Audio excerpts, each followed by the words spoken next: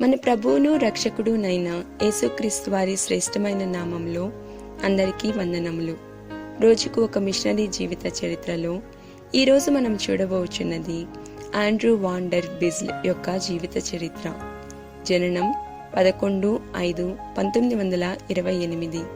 స్వస్థలం నెదర్లాండ్ దేశంలోని సెయింట్ పాన్క్రాస్. దర్శన స్థలము సోవియట్ యూనియన్ మరియు ఐరోపా ఖండము. 19వ శతాబ్దం ఆరంభం మొదలు ఐరోపా ఖండంలోని కమ్యూనిస్టు దేశాలలో బైబిల్ ఒక నిషేధించబడిన పుస్తకం. ఎవరైనా బైబిల్ చదివినట్లు కనుగొనబడినట్లయితే వారు కఠినంగా శిక్షించబడేవారు. అటువంటి భయానక పరిస్థితులలో బైబిల్ గ్రంథములతో నిండి ఉన్న ఒక కారు రుమేనియా సరిహద్దుకు చేరుకుంది.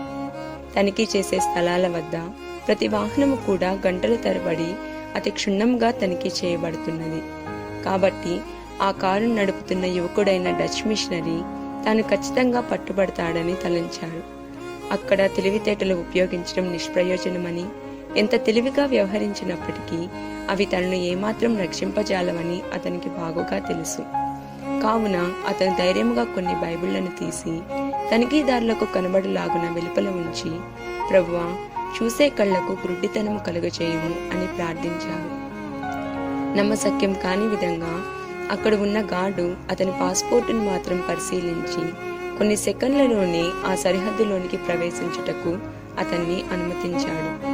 గాడ్స్ స్మగ్లర్ అనగా దేవుని అక్రమ సరుకు రవాణాదారుడు అని పిలువబడే ఆండ్రూ వాన్ డెర్ బిజ్ల్ మిషనరీ పనిలో భాగంగా చేసిన అనేక ప్రమాదకరమైన మరియు సాహసవంతమైన కార్యాలలో ఇది ఒకటి.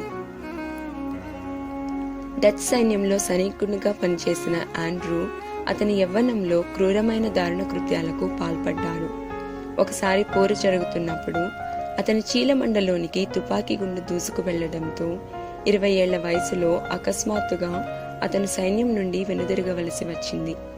అయితే ఇంటికి తిరిగి వచ్చినప్పుడు అతను మునుపు పాల్పడిన దురాగతాలకు మనస్తాపం నొందిన ఆండ్రూ దేవుని ఆలయానికి వెళ్లడం ప్రారంభించారు.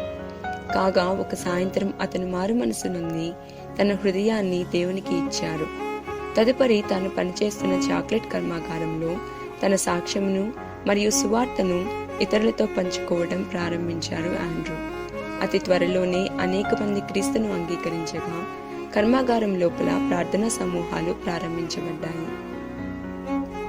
అటు పిమ్మట దేవుడు తనను మిషనరీ సేవకు పిలుస్తున్నాడని గ్రహించిన ఆండ్రూ 1953వ సంవత్సరంలో గ్లాస్గోలోని వరల్డ్ వైడ్ ఇవాంజలిజం క్రుసేడ్ అనగా ప్రపంచవ్యాప్త సువార్త ప్రకటన కూటమిలో చేరారు.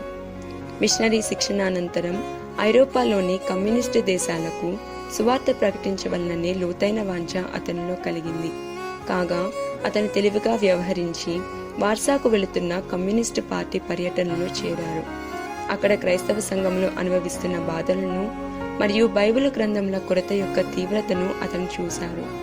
ఆ అనుభవమే ఎటువంటి అపాయకరమైన పరిస్థితులకైనా తెగించి కమ్యూనిస్టు దేశాలకు వేలాది బైబిల్ గ్రంథములను అక్రమంగా రవాణా చేయుటకు అతన్ని పురికొల్పింది.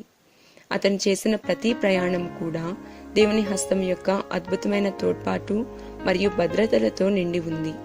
అతను మధ్య తూర్పు దేశాలు, చైనా, కొరియా వంటి అనేక ఇతర దేశాలకు కూడా ప్రయాణించి పరిశుద్ధ గ్రంథములను పంపిణీ చేశారు మరియు సంఘములను దృఢపరిచారు. 92 సంవత్సరాల వయసులో కూడా ఆండ్రూ ఓపెన్ డోర్స్ అనగా తెరవబడిన ద్వారములు అనే తన సంస్థ ద్వారా ఈనాటికి దేవుని సేవను కొనసాగిస్తూనే ఉన్నారు. ప్రియమైన వారలారా, ఎప్పుడైనా మీరు అవిశ్వాసి అయిన మీ స్నేహితునికి బైబిల్ను బహుమతిగా ఇచ్చారా?